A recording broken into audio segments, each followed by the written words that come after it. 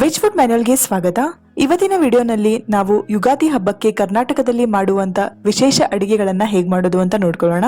Video ಖಂಡಿತ ಒಂದ್ ಸ್ವಲ್ಪ ಲೆಂದಿ ಆಗಿರುತ್ತೆ, ಬಟ್ ಎಲ್ಲ ರೆಸಿಪೀಸ್ನು ನಾನಿಲ್ಲಿ ಕವರ್ ಮಾಡೋದಕ್ಕೆ ಟ್ರೈ ಮಾಡಿದೀನಿ. ಸೊ ಮೊದಲಿಗೆ ಇಲ್ಲಿ ನೀವು ನಿಮ್ ಫ್ಯಾಮಿಲಿ ರಿಕ್ವೈರ್ಮೆಂಟ್ ಅಕಾರ್ಡಿಂಗ್ ಕುಕ್ಕರ್ ನಲ್ಲಿ ಬೇಳೆ ಮತ್ತೆ ಅಕ್ಕಿನ ಇಟ್ಕೊಳ್ಳಿ. ಅಕ್ಕಿ ಪಾತ್ರೆ ಮೇಲೆ ಒಂದು ಪ್ಲೇಟ್ ಇಟ್ಟು ನಾನಿಲ್ಲಿ ಸುಮಾರು 300 ಗ್ರಾಮ್ನಷ್ಟು ಕಟ್ ಮಾಡಿ ಇಟ್ಕೊಂಡಿರುವಂತ ಬೀನ್ಸ್ ನ ಹಾಕಿ ಅದ್ರ ಮೇಲೆ ಒಂದ್ ಸ್ವಲ್ಪ ನೀರನ್ನ ಚುಮುಕಿಸ್ತಾ ಇದ್ದೀನಿ. ಬೀನ್ಸ್ ಬದಲಿಗೆ ನೀವು ಆಲೂಗಡ್ಡೆ ಸಹ ಇಟ್ಕೋಬಹುದು. ಕುಕ್ಕರ್ ಮುಚ್ಚಳನ ಮುಚ್ಚಿ ಒಂದ್ 3 ರಿಂದ 4 ವಿಸಿಲ್ಸ್ ಇದನ್ನ ಕೂಗಿಸ್ಕೊಳ್ಳಿ. ಮೊದಲಿಗೆ ನಾವು ಬೀನ್ಸ್ ಪಲ್ಯನ ಮಾಡ್ಕೊಳ್ಳೋಣ. ಅದಕ್ಕಾಗಿ ಪ್ಯಾನ್ ನಲ್ಲಿ 3 ಚಮಚೆಯಷ್ಟು ಎಣ್ಣೆ ಹಾಕೊಳ್ತಾ ಇದ್ದೀನಿ.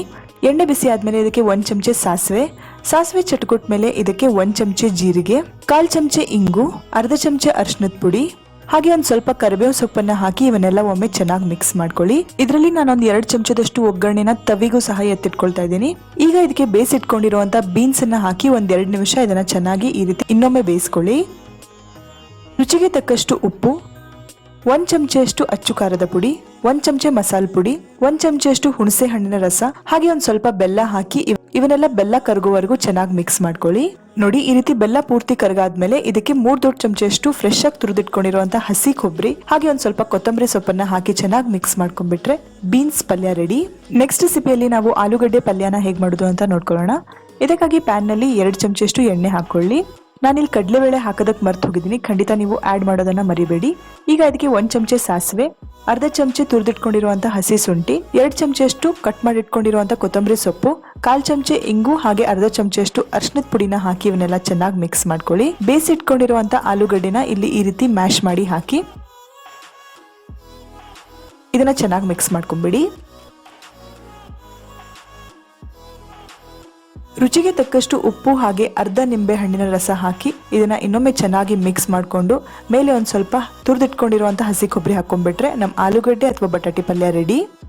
ಕಡಲೆಬೇಳೆ ಕೋಸಂಬರಿ ಮಾಡೋದಕ್ಕೆ ನಾನಿಲ್ಲಿ ಸುಮಾರು ಅರ್ಧ ಕಪ್ನಷ್ಟು ಕಡಲೆಬೇಳೆನ ರಾತ್ರಿ ಪೂರ್ತಿ ನೆನೆಸಿಟ್ಟಿದ್ದೆ. ಅದರಿಂದ ನೀರನ್ನ ಸೋಸ್ಕೊಂಡು ಅದನ್ನೊಂದು ಮಿಕ್ಸರ್ ಜಾರ್ನಲ್ಲಿ ಹಾಕಿ 1/4 ಚಮಚೆಯಷ್ಟು ತುರಿದಿಟ್ಕೊಂಡಿರುವಂತಹ ಹಸಿ ಶುಂಠಿ, 1 ಹಸಿ ಮೆಣಸಿನಕಾಯಿ, 2 ಚಮಚೆಯಷ್ಟು ಫ್ರೆಶ್ ಆಗಿ ತುರಿದಿಟ್ಕೊಂಡಿರುವಂತಹ ಹಸಿ ಕೊಬ್ಬರಿ ಹಾಗೆ ರುಚಿಗೆ ತಕ್ಕಷ್ಟು ಉಪ್ಪನ್ನ ಹಾಕಿ 1-2 ಸತಿ ಮಾತ್ರ ಇದನ್ನ ಪಲ್ಸ್ ಮಾಡಬೇಕು.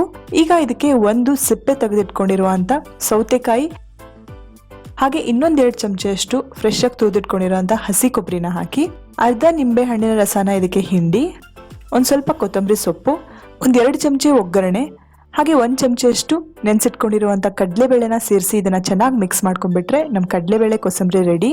ಈಗ ನಾವು ಕೊಬ್ಬರಿ ಚಟ್ನಿನ ಹೇಗ್ ಮಾಡೋದು ಅಂತ ನೋಡ್ಕೊಳ್ಳೋಣ. ಇದಕ್ಕಾಗಿ ನಾನಿಲ್ಲಿ 1 ಕಪ್ನಷ್ಟು ತುರಿದಿಟ್ಕೊಂಡಿರುವಂತ ಹಸಿ ಕೊಬ್ಬರಿ, ಖಾರಕ್ಕೆ ತಕ್ಕಷ್ಟು ಹಸಿ ಮೆಣಸಿನಕಾಯಿ, ಅರ್ಧ ನಿಂಬೆ ಹಣ್ಣು, ಒಂದ್ ಸ್ವಲ್ಪ ಕೊತ್ತಂಬರಿ ಸೊಪ್ಪು, ರುಚಿಗೆ ತಕ್ಕಷ್ಟು ಉಪ್ಪು ಹಾಗೆ ಒಂದ್ ಸ್ವಲ್ಪ ತೆಂಗಿನ ನೀರು ಅಥವಾ ನೀರನ್ನ ಹಾಕಿ ಇದನ್ನ ಮಿಕ್ಸರ್ ನಲ್ಲಿ ರುಬ್ಕೊಳ್ತಾ ಇದ್ದೀನಿ. ತುಂಬಾ ಸಿಂಪಲ್ ಆಗಿರುವಂತ ಕೊಬ್ಬರಿ ಚಟ್ನಿ ರೆಡಿ. ಈಗ ನಾವು ನೆಲ್ಲಿಕಾಯಿ ಉಪ್ಪಿನಕಾಯಿನ ಹೇಗ್ ಮಾಡೋದು ಅಂತ ನೋಡ್ಕೊಳ್ಳೋಣ. ಇದಕ್ಕಾಗಿ ನಾನಿಲ್ಲಿ ನೆಲ್ಲಿಕಾಯಿನ ಈ ರೀತಿ ಕಟ್ ಮಾಡಿ ಇಟ್ಕೊಂಡಿದ್ದೀನಿ. ಇದ್ರ ಬದಲಿಗಾಗಿ ನೀವು ಎಳೆ ಸೌತೆಕಾಯಿನ ಸಹ ಯೂಸ್ ಮಾಡಬಹುದು. ಇದಕ್ಕೆ ರುಚಿಗೆ ತಕ್ಕಷ್ಟು ಉಪ್ಪನ್ನ ಹಾಕಿ 2-3 ಚಮಚೆಯಷ್ಟು ಅಚ್ಚು ಖಾರದ ಪುಡಿ, 1/4 ಚಮಚೆಯಷ್ಟು ಇಂಗು, ಅರ್ಧ ಚಮಚೆ ಅರಿಶಿನದ ಪುಡಿ ಹಾಗೆ 1 ದೊಡ್ಡ ಚಮಚೆಯಷ್ಟು ಬಿಸಿ ಎಣ್ಣೆನ ಹಾಕಿ ಮೊದಲಿಗೆ ಇವನ್ನೆಲ್ಲ ಒಮ್ಮೆ ಚೆನ್ನಾಗಿ ಮಿಕ್ಸ್ ಮಾಡ್ಕೊಳ್ಳಿ.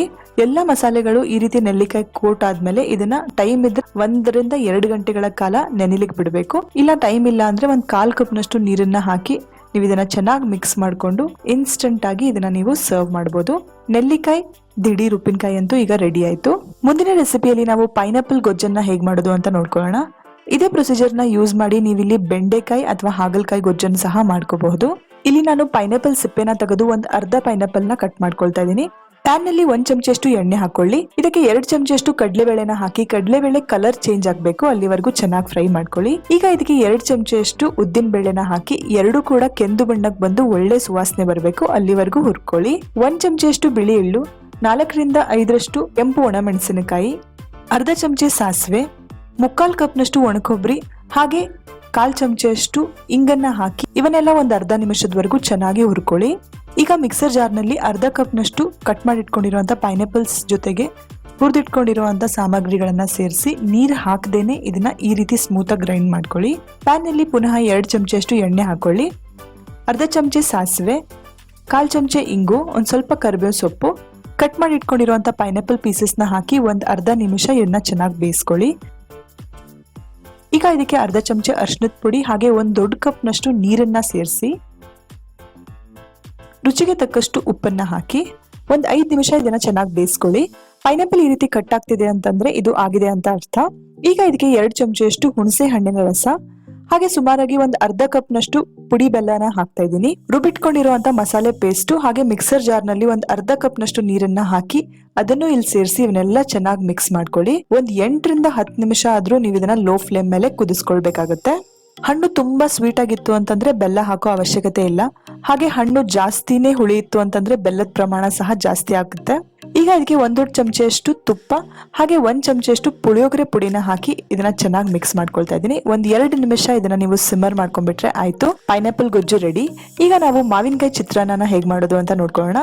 ಇದಕ್ಕಾಗಿ ಪ್ಯಾನ್ ನಲ್ಲಿ 3 ದೊಡ್ಡ ಚಮಚೆಯಷ್ಟು ಎಣ್ಣೆನ ಹಾಕೊಳ್ಳಿ. ಎಣ್ಣೆ ಬಿಸಿ ಆದ್ಮೇಲೆ ಇದಕ್ಕೆ 1 ಚಮಚೆ ಸಾಸಿವೆ ಚಟುಗೊಟ್ಟ ಮೇಲೆ ಇದಕ್ಕೆ 1 ಚಮಚೆಯಷ್ಟು ಕಡಲೆಬೇಳೆ, 2 ಚಮಚೆಯಷ್ಟು ಶೇಂಗಾ ಹಾಗೆ 1 ಚಮಚೆಯಷ್ಟು ಉದ್ದಿನ ಬೇಳೆನ ಹಾಕಿ ಇವೆಲ್ಲ ಕೆಂದು ಬಣ್ಣಕ್ಕೆ ಬರಬೇಕು, ಅಲ್ಲಿವರೆಗೂ ಇವನ್ನ ಚೆನ್ನಾಗಿ ಫ್ರೈ ಮಾಡ್ಕೊಳ್ಳಿ. ಒಂದ್ ಸ್ವಲ್ಪ ಕರಿಬೇವು ಸೊಪ್ಪು, ಖಾರಕ್ಕೆ ತಕ್ಕಷ್ಟು ಹಸಿರು ಮೆಣಸಿನಕಾಯಿ ಹಾಗೆ ಒಂದ್ ಅರ್ಧ ಚಮಚೆಯಷ್ಟು ತುರಿದಿಟ್ಕೊಂಡಿರುವಂತ ಶುಂಠಿನ ಹಾಕಿ ಇವನ್ನೆಲ್ಲ ಇನ್ನೊಂದ್ ಸ್ವಲ್ಪ ಹೊತ್ತು ಚೆನ್ನಾಗಿ ಫ್ರೈ ಮಾಡ್ಕೊಳ್ಳಿ. 2 ಕೆಂಪು ಒಣ ಮೆಣಸಿನಕಾಯಿ, 1 ಚಮಚೆಯಷ್ಟು ಅರಿಶಿಣದ ಪುಡಿ, 1/4 ಚಮಚೆಯಷ್ಟು ಇಂಗನ್ನ ಹಾಕಿ ಇವನ್ನೆಲ್ಲ ಇನ್ನೊಮ್ಮೆ ಚೆನ್ನಾಗಿ ಮಿಕ್ಸ್ ಮಾಡ್ಕೊಳ್ಳಿ. ಇದಕ್ಕೆ ಒಂದ್ ಸ್ವಲ್ಪ ಕೊತ್ತಂಬರಿ ಸೊಪ್ಪನ್ನ ಹಾಕಿ 3 ಕಪ್ ನಷ್ಟು ಅನ್ನನ ಹಾಕ್ತಾ ಇದ್ದೀನಿ. ಅನ್ನ ಉದುರಾಗಿ ಬರಬೇಕು ಅಂದ್ರೆ ಚಿತ್ರಾನ್ನ ಚೆನ್ನಾಗಾಗುತ್ತೆ. 4 ದೊಡ್ಡ ಚಮಚೆಯಷ್ಟು ತುರಿದಿಟ್ಕೊಂಡಿರುವಂತ ಮಾವಿನಕಾಯಿ ಹಾಗೆ ರುಚಿಗೆ ತಕ್ಕಷ್ಟು ಉಪ್ಪನ್ನ ಹಾಕಿ ಇವನ್ನೆಲ್ಲ ಚೆನ್ನಾಗಿ ಮಿಕ್ಸ್ ಮಾಡ್ಕೊಳ್ಳಿ. ಮಾವಿನಕಾಯಿ ತುಂಬಾ ಹುಳಿ ಇಲ್ಲ ಅಂತಂದ್ರೆ ಒಂದ್ ಪೂರ್ತಿ ಮಾವಿನಕಾಯಿನೂ ಹಾಕೋಬಹುದು, ಆದ್ರೆ ಸಿಪ್ಪೆನ ಬಿಡಿಸಿರ್ಬೇಕು. ಕೊನೆಯದಾಗಿ ಇದಕ್ಕೊಂದ್ ಸ್ವಲ್ಪ ಕಟ್ ಮಾಡಿ ಇಟ್ಕೊಂಡಿರುವಂತ ಕೊತ್ತಂಬರಿ ಸೊಪ್ಪು ಹಾಗೆ ಫ್ರೆಶ್ ಆಗಿ ತುರಿದಿಟ್ಕೊಂಡಿರುವಂತ ಹಸಿ ಕೊಬ್ಬರಿನ ಹಾಕಿ ಇದನ್ನ ಚೆನ್ನಾಗಿ ಮಿಕ್ಸ್ ಮಾಡ್ಕೊಂಡ್ಬಿಟ್ರೆ ನಮ್ ಮಾವಿನಕಾಯಿ ಚಿತ್ರಾನ್ನ ರೆಡಿ. ಯುಗಾದಿ ಹಬ್ಬದಲ್ಲಿ ಸ್ಪೆಷಲ್ ಆಗಿ ಮಾಡುವಂತ ರೆಸಿಪಿ ಇದು. ಈಗ ನಾವು ಆಲೂ ಬಜ್ಜಿನ ಹೇಗ್ ಮಾಡುದು ಅಂತ ನೋಡ್ಕೊಳ್ಳೋಣ. ಇದಕ್ಕಾಗಿ ಮೊದಲಿಗೆ ನಾನು 1 ಕಪ್ ನಷ್ಟು ಕಡಲೆ ಹಿಟ್ಟು ಹಾಗೆ 1/4 ಕಪ್ ನಷ್ಟು ಅಕ್ಕಿ ಹಿಟ್ಟನ್ನ ಈ ರೀತಿ ಜರಡಿ ಇಟ್ಕೊಳ್ತಾ ಇದ್ದೀನಿ. ರುಚಿಗೆ ತಕ್ಕಷ್ಟು ಉಪ್ಪು, 1 ದೊಡ್ಡ ಚಮಚೆಯಷ್ಟು ಅಚ್ಚು ಖಾರದ ಪುಡಿ, 1/4 ಚಮಚೆಯಷ್ಟು ಓಂ ಕಾಳು ಅಥವಾ ಅಜ್ವೈನ್ ಕಾಳುಗಳು, 1/4 ಚಮಚೆಯಷ್ಟು ಇಂಗನ್ನ ಹಾಕಿ ಇದನ್ನ ಚೆನ್ನಾಗಿ ಮಿಕ್ಸ್ ಮಾಡ್ಕೊಳ್ಳಿ. ಸ್ವಲ್ಪ ಸ್ವಲ್ಪ ನೀರನ್ನ ಹಾಕ್ತಾ 1 ಗಂಟು ಇರಬಾರ್ದು, ಆ ರೀತಿ ಒಂದು ಹಿಟ್ಟನ್ನ ರೆಡಿ ಮಾಡ್ಕೊಳ್ಬೇಕಾಗುತ್ತೆ.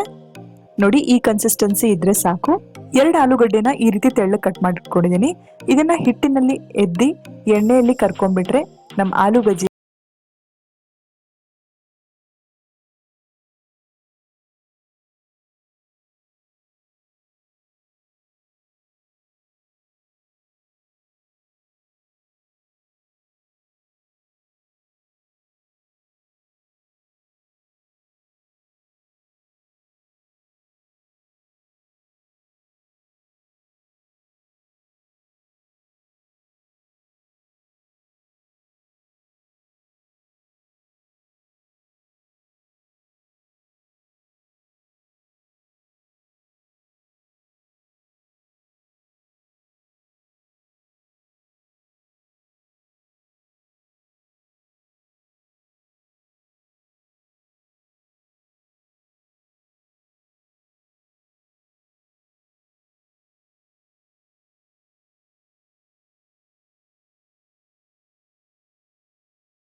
ಒಂದು 50% ಆದ್ರೂ ಬೇಯಬೇಕು, ಅಲ್ಲಿವರೆಗೂ ವೇಟ್ ಮಾಡಿ. ಇದ್ರ ಮಸಾಲೆನ ಮಾಡೋದಕ್ಕೆ ಮೊದಲಿಗೆ ನಾವು ಒಂದು ಮಿಕ್ಸರ್ ಜಾರ್ ನಲ್ಲಿ 1 ಕಪ್ ನಷ್ಟು ತುರಿದಿಟ್ಕೊಂಡಿರುವಂತ ಹಸಿ ಕೊಬ್ಬರಿ, 1 ಇಂಚ್ ನಷ್ಟು ಶುಂಠಿ, 1 ಚಮಚೆ ಜೀರಿಗೆ, 1 ದೊಡ್ಡ ಚಮಚೆಯಷ್ಟು ಹವೀಜ, ಖಾರಕ್ಕೆ ತಕ್ಕಷ್ಟು ಹಸಿಮೆಣಸಿನಕಾಯಿ, ಒಂದ್ ಸ್ವಲ್ಪ ಇಂಗು, ಕೈ ಹಿಡಿಯಷ್ಟು ಕೊತ್ತಂಬರಿ ಸೊಪ್ಪು ಹಾಗೆ 2 ದೊಡ್ಡ ಚಮಚೆಯಷ್ಟು ನೆನೆಸಿಟ್ಕೊಂಡಿರುವಂತ ಕಡಲೆಬೇಳೆನ ಹಾಕಿ ಒಂದ್ ಸ್ವಲ್ಪ ನೀರು ಹಾಕಿ ಇದನ್ನ ಈ ರೀತಿ ಸ್ಮೂತ್ ಆಗಿ ರುಬ್ಕೊಳ್ಳಿ. ಇಲ್ಲಿ ನಾನು ಸುಮಾರು 3/4 ಕಪ್ ನಷ್ಟು ಗಟ್ಟಿ ಹುಳಿ ಮೊಸರನ್ನ ಹಾಕ್ತಾ ಇದ್ದೀನಿ. ಇದನ್ನು ಸಹ ಗ್ರೈಂಡ್ ಮಾಡ್ಕೊಂಡು ಈ ರೀತಿ ಒಂದು ಸ್ಮೂತ್ ಪೇಸ್ಟ್ ಅನ್ನ ನೀವು ರೆಡಿ ಮಾಡ್ಕೊಳ್ಬೇಕಾಗುತ್ತೆ. ಹೀಗೆ ಮಾಡೋದ್ರಿಂದ ಮಜ್ಜಿಗೆ ಹುಳಿ ಕನ್ಸಿಸ್ಟೆನ್ಸಿ ಪರ್ಫೆಕ್ಟ್ ಆಗಿರುತ್ತೆ. ಕುಂಬಳಕಾಯಿನೂ 50% ಅಷ್ಟು ಬೆಂದಿದೆ. ಗ್ಯಾಸ್ ಅನ್ನ ಆಫ್ ಮಾಡಿ ಇದನ್ನ ಪೂರ್ತಿ ತಣ್ಣಗಾಗೋದಕ್ಕೆ ಬಿಡಿ. ಒಂದ್ 5 ನಿಮಿಷ ಆದ್ಮೇಲೆ ಇದಕ್ಕೆ ರುಬ್ಬಿಟ್ಕೊಂಡಿರುವಂತ ಮಸಾಲಾನ ಹಾಕಿ ಬಿಸಿ ಇರ್ತಾನೆ ಹಾಕಿದ್ರೆ ಇದು ಒಡೆದು ಹೋಗುತ್ತೆ. ಇದನ್ನ ಫಸ್ಟಿಗೆ ಚೆನ್ನಾಗಿ ಮಿಕ್ಸ್ ಮಾಡ್ಕೊಂಡು ಆಮೇಲೆ ಗ್ಯಾಸ್ ಅನ್ನ ಆನ್ ಮಾಡಿ ಒಂದ್ ಸ್ವಲ್ಪ ಕರಿಬೇವು ಸೊಪ್ಪನ್ನ ಹಾಕಿ ಇದನ್ನ ಇನ್ನೊಮ್ಮೆ ಚೆನ್ನಾಗಿ ಮಿಕ್ಸ್ ಮಾಡ್ಕೊಳ್ಳಿ. ಲೋ ಫ್ಲೇಮ್ ಮೇಲೆ ಒಂದ್ 2 ಕುದಿ ಬರೋವರೆಗೂ ವೇಟ್ ಮಾಡಬೇಕು. ಒಗ್ಗರಣೆ ಮಾಡ್ಕೊಳ್ಳೋದಕ್ಕೆ ಪ್ಯಾನ್ ನಲ್ಲಿ 2 ಚಮಚೆಯಷ್ಟು ತುಪ್ಪ ಹಾಕೊಳ್ಳಿ, 1 ಚಮಚೆ ಸಾಸಿವೆ, 1/4 ಚಮಚೆ ಇಂಗು, 2 ಒಣಮೆಣಸಿನಕಾಯಿ, ಕರಿಬೇವು ಸೊಪ್ಪು ಹಾಕಿ ಇವನ್ನೆಲ್ಲ ಚೆನ್ನಾಗಿ ಮಿಕ್ಸ್ ಮಾಡ್ಕೊಂಡ್ಬಿಟ್ರೆ ಒಗ್ಗರಣೆ ರೆಡಿ. ಮಾಡಿಟ್ಕೊಂಡಿರುವಂತ ಒಗ್ಗರಣೆನ ಮಜ್ಜಿಗೆ ಹುಳಿ ಮೇಲೆ ಹಾಕಿ ಇದನ್ನ ಚೆನ್ನಾಗಿ ಮಿಕ್ಸ್ ಮಾಡ್ಕೊಂಡ್ಬಿಟ್ರೆ ಪರ್ಫೆಕ್ಟ್ ಕನ್ಸಿಸ್ಟೆನ್ಸಿ ಆಗಿರುವಂತ ಮಜ್ಜಿಗೆ ಹುಳಿ ರೆಡಿ. ನೆಕ್ಸ್ಟ್ ರೆಸಿಪಿಯಲ್ಲಿ ನಾವು ಯುಗಾದಿ ಹಬ್ಬಕ್ಕೆ ಸ್ಪೆಷಲ್ ಆಗಿ ಮಾಡುವಂತ ಬೇವು ರೆಸಿಪಿನ ಹೇಗ್ ಮಾಡೋದು ಅಂತ ನೋಡ್ಕೊಳ್ಳೋಣ.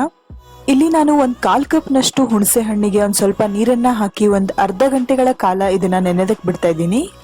ಅರ್ಧ ಗಂಟೆ ಆದ್ಮೇಲೆ ಇದನ್ನ ಚೆನ್ನಾಗಿ ಕಿವುಚ್ಕೊಳ್ಬೇಕು. ಕಿವುಚಿ ಇದರಿಂದ ರಸನ ನಾವು ಕಲೆಕ್ಟ್ ಮಾಡ್ಬೇಕು. ಅದಕ್ಕಾಗಿ ನಾನೊಂದು ಸ್ಟ್ರೈನರ್ ನಲ್ಲಿ ಹಾಕಿ ಈ ರೀತಿ ಈ ಹುಣಸೆ ಹಣ್ಣಿನ ರಸನ ಕಲೆಕ್ಟ್ ಮಾಡ್ತಾ ಇದ್ದೀನಿ. ಹತ್ತತ್ರ 1 ಕಪ್ ನಷ್ಟು ಹುಣಸೆ ಹಣ್ಣಿನ ರಸ ಇದು. ಇದಕ್ಕೆ 1 ಕಪ್ ನಷ್ಟು ಪುಡಿ ಮಾಡಿಟ್ಕೊಂಡಿರುವಂತ ಬೆಲ್ಲನ ಸೇರಿಸಿ ಇದನ್ನ ಚೆನ್ನಾಗಿ ಮಿಕ್ಸ್ ಮಾಡ್ತಾ ಕರಗಿಸ್ತಾ ಹೋಗಿ.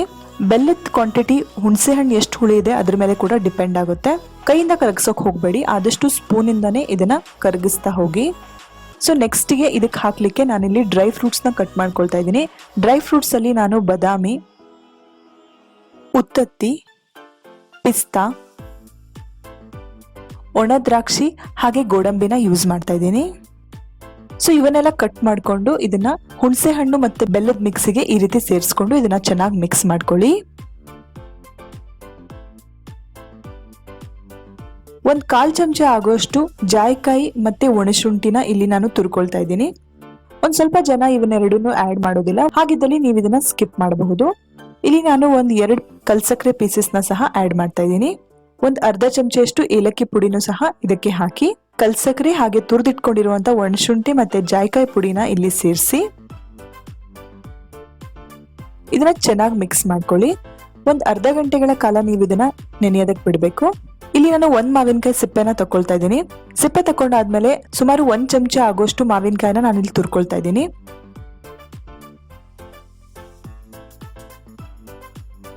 ಹಾಗೆ ಒಂದ್ 3 ಚಮಚ ಆಗೋಷ್ಟು ಮಾವಿನಕಾಯಿನ ಈ ರೀತಿ ಚಿಕ್ಕ ಚಿಕ್ಕ ಪೀಸ್ಗಳಲ್ಲಿ ಕಟ್ ಮಾಡಿ ಇಟ್ಕೊಳ್ತಾ ಇದ್ದೀನಿ. ಸೊ ಟೋಟಲ್ ಆಗಿ 3 ಚಮಚೆಯಷ್ಟು ಮಾವಿನಕಾಯಿ ಪೀಸಸ್ ಹಾಗೆ 1 ಚಮಚೆಯಷ್ಟು ತುರಿದಿಟ್ಕೊಂಡಿರುವಂತ ಮಾವಿನಕಾಯಿ, 3 ದೊಡ್ಡ ಚಮಚೆಯಷ್ಟು ಒಣಕೊಬ್ಬರಿನ ಸಹ ನಾನಿಲ್ಲಿ ತುರಿದಿಟ್ಕೊಳ್ತಾ ಇದ್ದೀನಿ. ಈಗ ಮಿಕ್ಸರ್ ಜಾರ್ ನಲ್ಲಿ 1 ಕಪ್ ನಷ್ಟು ಪುಟಾಣಿನ ಹಾಕಿ ಅದನ್ನ ಈ ರೀತಿ ಪುಡಿ ಮಾಡಿಟ್ಕೊಳ್ಳಿ. 1 ಕಪ್ ನಷ್ಟು ಪುಟಾಣಿ ಹಿಟ್ಟನ್ನ ಒಂದ್ ಪಾತ್ರೆಗೆ ಹಾಕೊಳ್ಳಿ. ಅದಕ್ಕೆ ಅರ್ಧ ಕಪ್ ನಷ್ಟು ನೀರನ್ನ ಹಾಕಿ ಇದನ್ನ ಒಂದ್ ಗಟ್ಟಿ ಪೇಸ್ಟ್ ತರ ಮಾಡ್ಕೊಳ್ಬೇಕು. ನೋಡಿ, ಈ ರೀತಿ ಕನ್ಸಿಸ್ಟೆನ್ಸಿ ಬಂದ್ರೆ ಸಾಕು. ಈಗ ಈ ರೆಸಿಪಿ ಮೇನ್ ಇಂಗ್ರೀಡಿಯೆಂಟ್, ಇದಕ್ಕೆ ನಾವು ಬೇವಿನ ಹೂವನ್ನ ಯೂಸ್ ಮಾಡ್ತೀವಿ.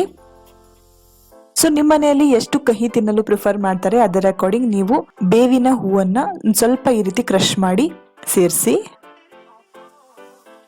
ಕಟ್ ಮಾಡಿ ಇಟ್ಕೊಂಡಿರುವಂತ ಮಾವಿನಕಾಯಿ ಪೀಸಸ್ ಹಾಗೆ ತುರಿದಿಟ್ಕೊಂಡಿರುವಂತ ಮಾವಿನಕಾಯಿನ ಸಹ ಸೇರಿಸಿ 1 ಚಮಚೆಯಷ್ಟು ಗಸಗಸೆನ ಹಾಕಿ ಇದನ್ನ ಒಮ್ಮೆ ಚೆನ್ನಾಗಿ ಮಿಕ್ಸ್ ಮಾಡ್ಕೊಳ್ಳಿ. ಮಾಡಿಟ್ಕೊಂಡಿರುವಂತ ಪುಟಾಣಿ ಪೇಸ್ಟ್ ಅನ್ನ ಸಹ ಇಲ್ಲಿ ಸೇರಿಸಿ ಇದನ್ನ ಚೆನ್ನಾಗಿ ಮಿಕ್ಸ್ ಮಾಡ್ಕೊಳ್ಳಿ. 8 ರಿಂದ 10 ಐಸ್ ಕ್ಯೂಬ್ಸ್ ನ ಸಹ ನೀವು ಇಲ್ಲಿ ಹಾಕೋಬಹುದು. 1 ಲೀಟರ್ ಅಷ್ಟು ತಣ್ಣೀರನ್ನ ಇಲ್ಲಿ ಸೇರಿಸಿ ಇದನ್ನ ಚೆನ್ನಾಗಿ ಮಿಕ್ಸ್ ಮಾಡ್ಕೊಳ್ಳಿ.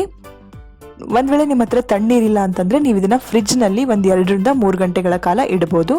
ಈಗ ಇದಕ್ಕೆ ಒಂದ್ ಸ್ವಲ್ಪ ಮೆಣಸಿನ ಪುಡಿ ಹಾಗೆ ತುರಿದಿಟ್ಕೊಂಡಿರುವಂತ ಒಣ ಕೊಬ್ಬರಿನ ಸೇರಿಸಿ ಇದನ್ನ ಕೊನೆಯದಾಗಿ ಚೆನ್ನಾಗಿ ಮಿಕ್ಸ್ ಮಾಡ್ಕೊಂಡ್ಬಿಟ್ರೆ ಯುಗಾದಿ ಬೇವು ರೆಡಿ. ನೆಕ್ಸ್ಟ್ ರೆಸಿಪಿಯಲ್ಲಿ ನಾವು ಗೋಧಿ ಕುಟ್ಟಿದ ಪಾಯಸನ ಹೇಗ್ ಮಾಡೋದು ಅಂತ ನೋಡ್ಕೊಳ್ಳೋಣ. ಇಲ್ಲಿ ನಾನು 1 ಕಪ್ ನಷ್ಟು ಗೋಧಿ ವಡಕ್ಲನ ಯೂಸ್ ಮಾಡ್ತಾ ಇದ್ದೀನಿ. ಉತ್ತರ ಕರ್ನಾಟಕದಲ್ಲಿ ನಿಮ್ಗೆ ಯಾವುದೇ ಅಂಗಡಿಯಲ್ಲೂ ಇದು ಈಸಿಲಿ ಸಿಗುತ್ತೆ. 1 ಕಪ್ ನಷ್ಟು ಗೋಧಿ ವಡಕ್ಲನ ಒಂದ್ ಪಾತ್ರೆಗೆ ಹಾಕಿ 3 ರಿಂದ 4 ಸತಿ ಇದನ್ನ ಚೆನ್ನಾಗಿ ವಾಶ್ ಮಾಡ್ಕೊಳ್ಳಿ. ಇದನ್ನ 1 ಗಂಟೆಗಳ ಕಾಲ ನೆನೆಯೋದಕ್ಕೆ ಬಿಡಬೇಕು. ನೆನೆಸೋದ್ರಿಂದ ಟೇಸ್ಟ್ ಇನ್ನೂ ಚೆನ್ನಾಗಿ ಬರುತ್ತೆ. ನೋಡಿ, 1 ಗಂಟೆಗಳ ಕಾಲ ಆಯ್ತು, ಇದು ಚೆನ್ನಾಗಿ ನೆಂದಿದೆ. ಈಗ ಇದನ್ನ ಕುಕ್ಕರ್ ಪಾತ್ರೆಯಲ್ಲಿ ಇಟ್ಟು ಒಂದ್ 5 ರಿಂದ 6 ವಿಸಿಲ್ಸ್ ವರೆಗೂ ಇದನ್ನ ಚೆನ್ನಾಗಿ ಕೂಗಿಸ್ಕೊಳ್ಳಿ. ಪೂರ್ತಿ ಪ್ರೆಷರ್ ಇಳಿದ್ಮೇಲೆ ನೋಡಿ, ಇದು ಚೆನ್ನಾಗಿ ಬೆಂದಿದೆ. ಇದನ್ನ ಬಳಸಿ ನಾವೀಗ ಗೋಧಿ ಕುಟ್ಟಿದ ಪಾಯಸನ ಹೇಗ್ ಮಾಡೋದು ಅಂತ ನೋಡ್ಕೊಳ್ಳೋಣ. ಮೊದಲಿಗೆ ಒಂದ್ ಪ್ಯಾನ್ ನಲ್ಲಿ ಬೇಯಿಸಿಟ್ಕೊಂಡಿರುವಂತ ಗೋಧಿ ವಡಕ್ಲನ ಹಾಕಿ ಈಗ ಇದಕ್ಕೆ 1 ಕಪ್ ನಷ್ಟು ಪುಡಿ ಮಾಡಿಟ್ಕೊಂಡಿರುವಂತ ಬೆಲ್ಲನ ಸೇರಿಸಿ ಬೆಲ್ಲ ಕರಗೋವರೆಗೂ ಇದನ್ನ ಕಂಟಿನ್ಯೂಸ್ ಆಗಿ ಮಿಕ್ಸ್ ಮಾಡ್ಕೊಳ್ಳಿ. ಸ್ವೀಟು ನೀವು ನಿಮ್ ಟೇಸ್ಟ್ ಅಕಾರ್ಡಿಂಗ್ ಹಾಕೋಬಹುದು. ಈಗ ಇದಕ್ಕೆ 1 ಕಪ್ ನಷ್ಟು ತುರಿದಿಟ್ಕೊಂಡಿರುವಂತ ಒಣ ಕೊಬ್ಬರಿ ಹಾಗೆ 1 ಚಮಚೆಯಷ್ಟು ಗಸಗಸೆನ ಹಾಕಿ ಚೆನ್ನಾಗಿ ಮಿಕ್ಸ್ ಮಾಡ್ಕೊಳ್ಳಿ. ಲೋ ಫ್ಲೇಮ್ ಮೇಲೆ ನೀವು ಇದನ್ನ ಮಾಡ್ಬೇಕಾಗತ್ತೆ, ಇಲ್ಲಾಂದ್ರೆ ತಳ ಹತ್ತೋ ಚಾನ್ಸಸ್ ಇರುತ್ತೆ. ಕಂಟಿನ್ಯೂಸ್ ಆಗಿ ಮಿಕ್ಸ್ ಮಾಡ್ತಾನೆ ಇರಿ.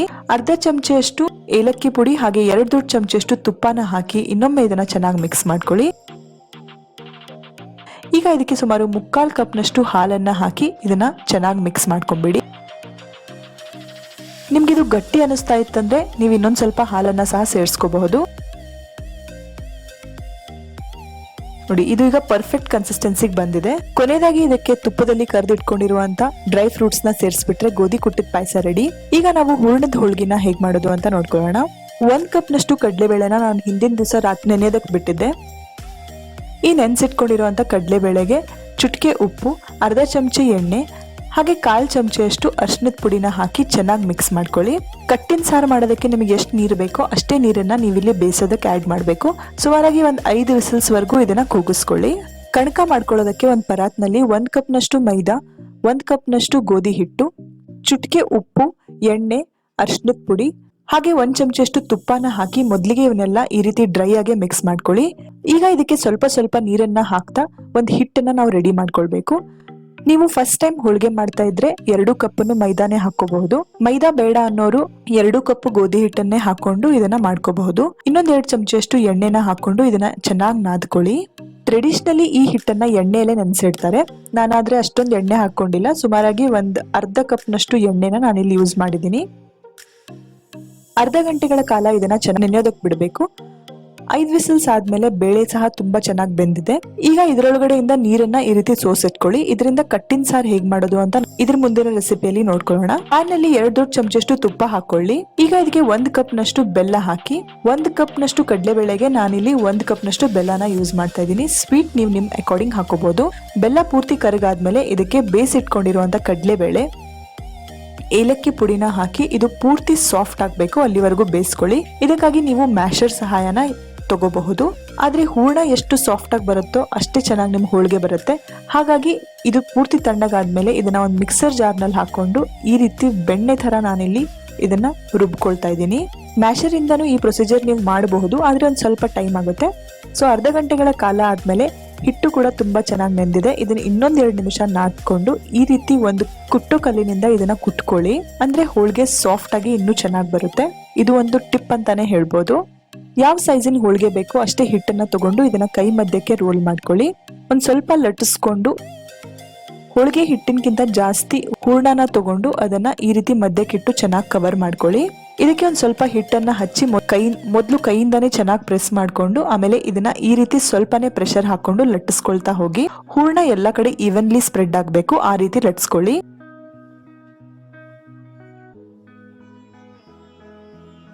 ಲಟ್ಸಿಟ್ಕೊಂಡಿರುವಂತ ಹೋಳಿಗೆನ ಕಾದಿರುವಂತ ಹಂಚ್ ಮೇಲೆ ಹಾಕಿ ಮೇಲೆ ಈ ರೀತಿ ಗುಳ್ಳೆ ಬರೋದಕ್ಕೆ ಸ್ಟಾರ್ಟ್ ಆದ್ಮೇಲೆ ಒಂದ್ ಸ್ವಲ್ಪ ಎಣ್ಣೆ ಅಥವಾ ತುಪ್ಪನ ಹಚ್ಕೊಳ್ಳಿ. ಈಗ ಇದನ್ನ ಇನ್ನೊಂದ್ ಬದಿ ತಿರುವು ಹಾಕಿ ಅಲ್ಲೂ ಕೂಡ ಎಣ್ಣೆ ಅಥವಾ ತುಪ್ಪನ ಹಚ್ಕೊಳ್ಳಿ. 2 ಬದಿ ಚೆನ್ನಾಗಿ ನಿಮಗೆ ಒಂದು ಗೋಲ್ಡನ್ ಸ್ಪಾಟ್ಸ್ ಬರೋವರೆಗೂ ನೀವು ಇದನ್ನ ಬೇಯಿಸ್ಕೊಳ್ಬೇಕಾಗತ್ತೆ. ಹೋಳಿಗೆ ಅಂತೂ ರೆಡಿ. ಈಗ ನಾವು ಕಟ್ಟಿನ ಸಾರನ್ನ ಹೇಗ್ ಮಾಡೋದು ಅಂತ ನೋಡ್ಕೊಳ್ಳೋಣ. ಆಗ್ಲೇ ಹೇಳಿರೋ ಹಾಗೆ ಬೇಳೆಯಿಂದ ಸೋಸಿಟ್ಕೊಂಡಿರುವಂತ ನೀರನ್ನ ನಾವ್ ಎತ್ತಿಟ್ಕೊಂಡಿದ್ವಲ್ಲ, ಅದೇ ನೀರನ್ನ ನಾವೀಗ ಕಟ್ಟಿನ ಸಾರು ಮಾಡಲು ಯೂಸ್ ಮಾಡ್ತೀವಿ. ಇದಕ್ಕೆ ಕಟ್ಟು ಅಂತಾರೆ, ಬೇಳೆ ಕಟ್ಟು. ಇದಕ್ಕೆ ಬೇಳೆ ಕಟ್ಟು ಅಂತೀವಿ. ಪ್ಯಾನ್ ನಲ್ಲಿ 3 ಚಮಚೆಯಷ್ಟು ಎಣ್ಣೆ ಹಾಕೊಳ್ಳಿ. ಎಣ್ಣೆ ಬಿಸಿ ಆದ್ಮೇಲೆ ಇದಕ್ಕೆ 1 ಚಮಚೆ ಸಾಸಿವೆ ಚಟಗೊಟ್ಟ ಮೇಲೆ ಇದಕ್ಕೆ 1 ಚಮಚೆ ಜೀರಿಗೆ, 1/4 ಚಮಚೆ ಇಂಗು, ಅರ್ಧ ಚಮಚೆ ಅರಿಶಿನದ ಪುಡಿ, ಸಾರಿನ ಕಟ್ಟನ್ನ ಇಲ್ಲಿ ಸೇರಿಸಿ ಹಾಗೆ 3 ಕಪ್ನಷ್ಟು ನೀರನ್ನು ಸಹ ಹಾಕಿ ಒಂದ್ ಸ್ವಲ್ಪ ಕರಿಬೇವು ಸೊಪ್ಪು ಹಾಕಿ 1/4 ಕಪ್ನಷ್ಟು ಹುಣಸೆ ಹಣ್ಣಿನ ರಸ ಹಾಕಿ 2 ದೊಡ್ಡ ಚಮಚೆಯಷ್ಟು ಬೆಲ್ಲ, 3 ಚಮಚೆಯಷ್ಟು ಸಾರಿನ ಪುಡಿ, 2 ಚಮಚೆಯಷ್ಟು ಅಚ್ಚು ಖಾರದ ಪುಡಿ ಹಾಗೆ ಮಾಡಿಟ್ಕೊಂಡಿರುವಂತ ಹೂರಣನ ಇಲ್ಲಿ ಸೇರಿಸಿ ಇದನ್ನ ಚೆನ್ನಾಗಿ ಮಿಕ್ಸ್ ಮಾಡಿ ಒಂದು ಒಳ್ಳೆ ಕುದಿ ಬರಬೇಕು ಅಲ್ಲಿವರೆಗೂ ವೇಟ್ ಮಾಡಿ. ಒಂದು ಸ್ವಲ್ಪ ಜನ ಇದಕ್ಕೆ ತೊಗರಿಬೇಳೆ ಸಹ ಹಾಕ್ತಾರೆ, ಹಾಕೋರು ಅದನ್ನು ಸಹ ಹಾಕೋಬಹುದು. ಆದ್ರೆ ಜನರಲಿ ಕಟ್ಟಿನ ಸಾರು ಹೂರಣನ ಹಾಕಿನೇ ಮಾಡ್ತೀವಿ.